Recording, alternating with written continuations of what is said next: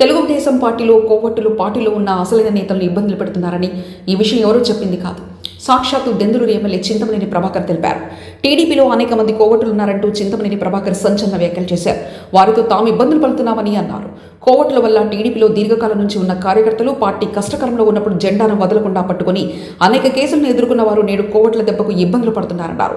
ఇది చింతమనేని ప్రభాకర్ ఒక్కరి అభిప్రాయమే కాదు, టీడీపీలో సుదీర్ఘంగా ఉన్న వారి నుంచి ఇదే రకమైన ఆరోపణలు వెలువడుతున్నాయి.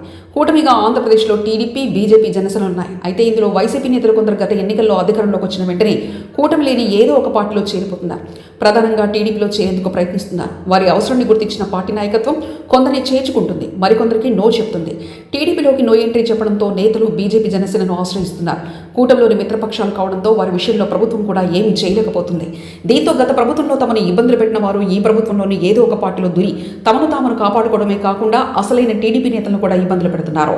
దెందులూరు ఎమ్మెల్యే చింతమనేని ప్రభాకర్ అన్న మాటల్లో వాస్తవం లేకపోలేదు. గత ప్రభుత్వ హయాంలో తమను కేసులతో వేధించిన నేతలు ఇప్పుడు కూడా ఆధిపత్యం చెలాయించడంపై చింతమనేని మండిపడుతున్నారు. కూటమి ప్రభుత్వంలోనూ తాము ఆనందంగా లేమని ఆయన పరోక్షంగా చెప్పుకొచ్చారు.